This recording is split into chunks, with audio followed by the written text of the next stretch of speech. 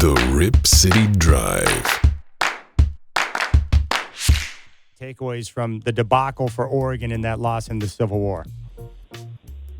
Yeah, I think, to me, the biggest takeaway was a little bit of surprise, honestly. And that's the first time this year we've seen Oregon let up on the gas when they had a chance to really put things away. And, it would be very interesting to get an honest assessment from Coach Lanning on what happened. I mean, when you're up 31-10, in your opponent, in your rival's building, and you've got them on the ropes, and, everything is in front of you, especially on a day when two teams in front of you lost unexpectedly, to just have it completely fall apart like that was, it was very, it reminded me a lot of the teams of the last couple of years. And that's not something we had seen under a Coach Lanning team. So I don't know if they ran out of gas or if they let their foot up off the pedal or what happened, but you cannot have a team score 28 points on you in a quarter and a half without throwing the football. It's just unacceptable. And, there's a part of me that is very interested to see in how they bounce back in a bowl game.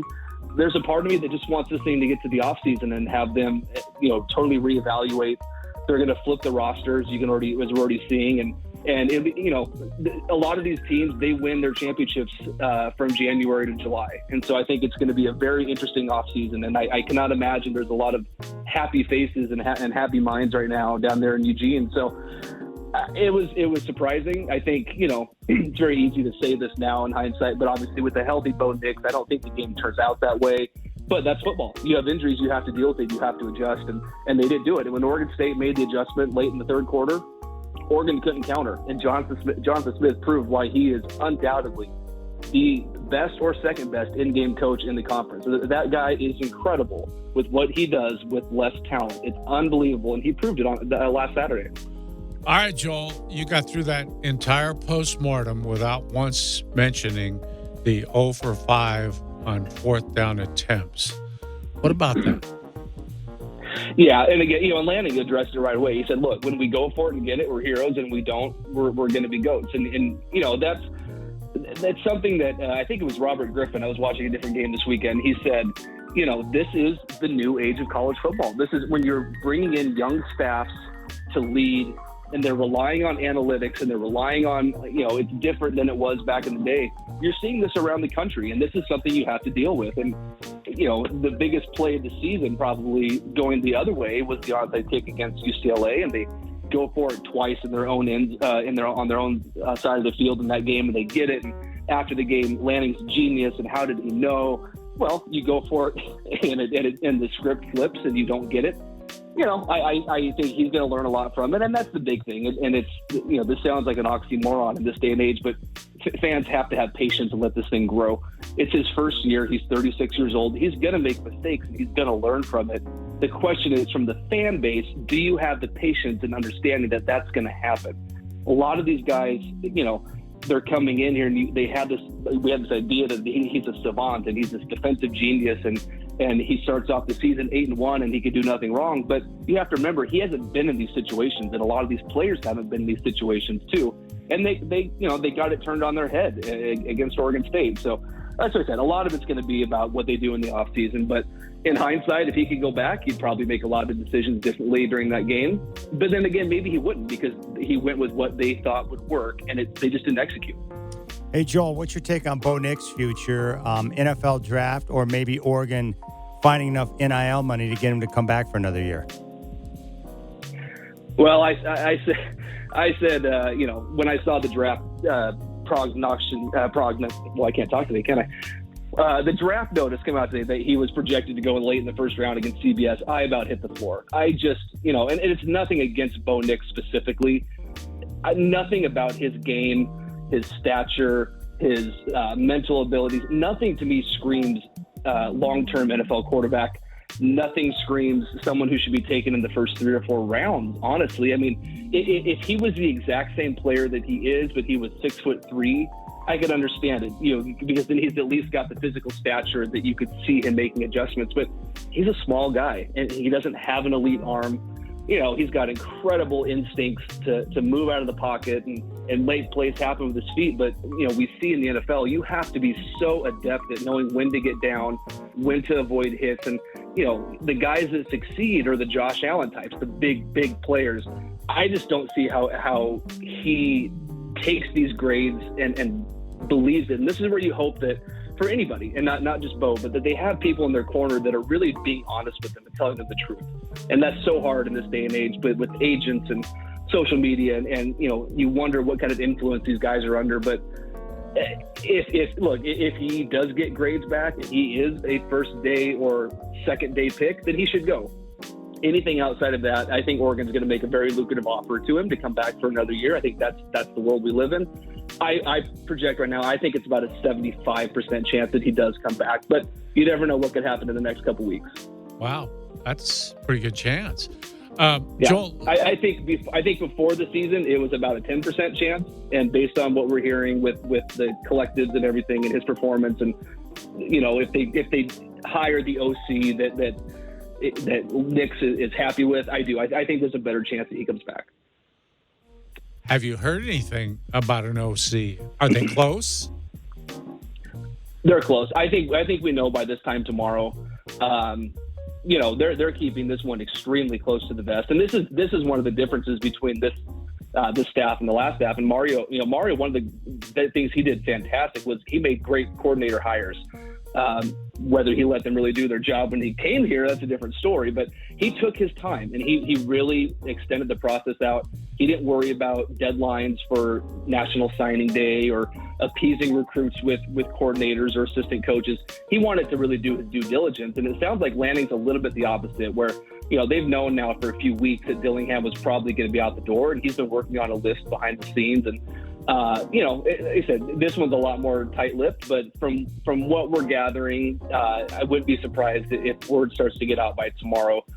Today, I believe, was the 7th day, so they have to be able to have the job posted for 7 days, and I believe the first was the last day of that. So they can't make it a formal announcement, but if you piece the tea leaves together, he's going to be in Detroit, Michigan tomorrow to visit Dante Moore, their prized recruit. Sounds like maybe Moore is even a little bit in on the inside on who the OC is going to be, or a top 2 list of this is who I'm going to be hiring, because they have to get him on board. And if he stays on board, everything's going to be fine. And as good as Dillingham was, you have to assume that with that tree that Lanning comes from, they're going to have someone in place that appeases him and keeps the system going. The only way they really buck that trend of staying in that Mike Norvell tree is if they go with someone like a Joe Brady, which you hear that name, you might think that's pie in the sky, but there's smoke there that is something that could be coming to fruition. So I think before Saturday noon at the latest is my guess, but I'm thinking by tomorrow at 3:30 we should know. We're talking with Joel Gunderson, our Duck Insider from Scoop Duck here on the Rip City Drive. What do you think is the best solution for the defense? Is it just going to take time to get more of the guys in that they want? Is Tosh the answer? Or, how do you read that situation? I think it's a combination of both. I think a lot of, it took a lot of years for Georgia, once Kirby Smart got there, to really flip that roster and make it look like it does now. Now, can Oregon's roster ever look like Georgia's? Probably not. They'll never be, they're just from a location standpoint, they can't recruit that many players that look like those kind of guys. But they had a lot of guys here this year that were just not what Lanning and Tosh are looking for. They're a length-based defense, meaning the style they want to run, they need guys at every position to be long and big. And maybe that means you bring in some guys that maybe are a little bit raw from a football standpoint, but have the measurables. And they didn't have that this year. We saw guys playing out of position a lot.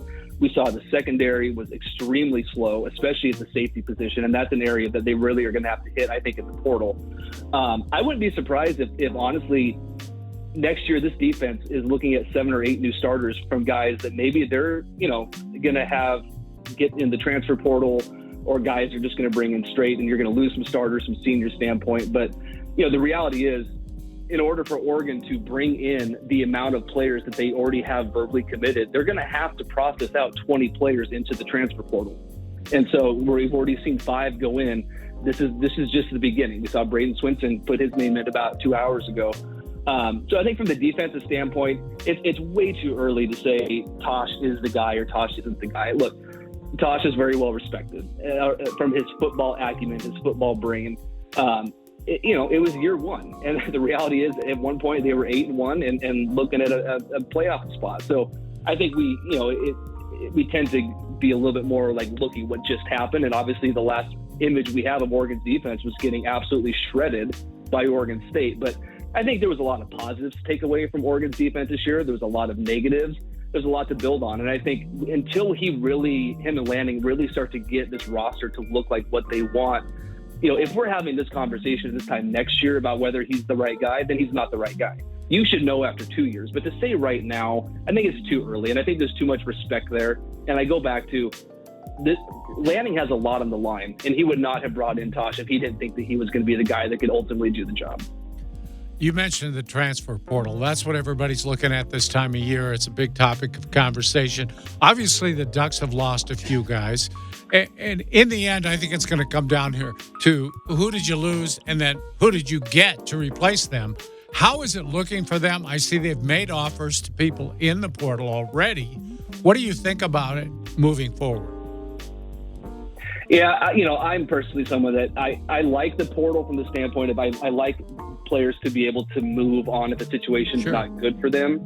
I don't like what it is in conjunction with NIL because then it just becomes free agency, and I'm not a big fan of that. But I think we've seen a couple guys already that were expected with Byron Cardwell and Dante Thornton, and I think Thornton's going to probably be the one player that really hurts them the most because we saw the last few weeks of the season what he can do from his physical standpoint. But the wide receiver room looks like it's going to be fine going forward.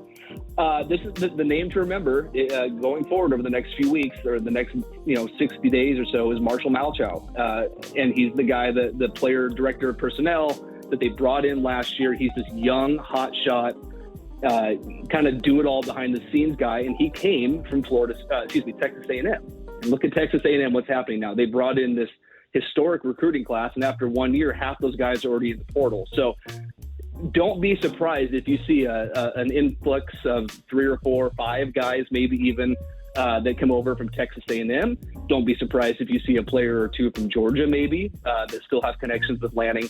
And it's the same as last year. When they lost players like Travis Dye, people were thinking, "Oh man, what's happening? They're losing all these guys that started."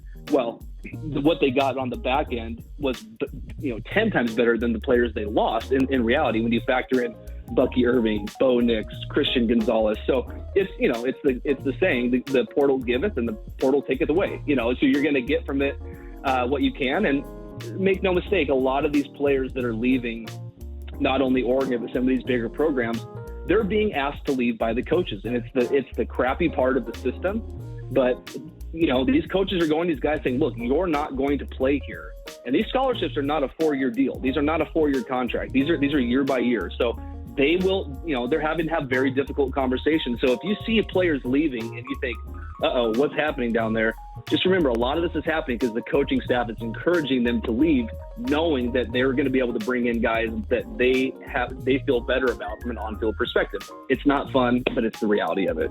All right, he's on Twitter at jgundy85. He's with Scoop Duck. He is our Duck Insider, and he joins us every week during the season. Hey, Joel, man, we appreciate the time, buddy. Enjoy your weekend. Enjoy championship weekend. We'll talk to you next week. And remember, if you need Metallica insight, Chris Burkhardt is your man. Don't forget. Sounds good. You guys have a good week, too. And unleash Shade and Sharp, please. Let's go. Yeah, let's do it, man. Love it. Did you see that jam last night? Oh, so good. Yes, I'm done. Playing for 35 minutes a night. Let's just start it. Let's ride it, man. I'm in. All right, there you go. Joel Gunderson, our Duck Insider here on the Rip City Drive.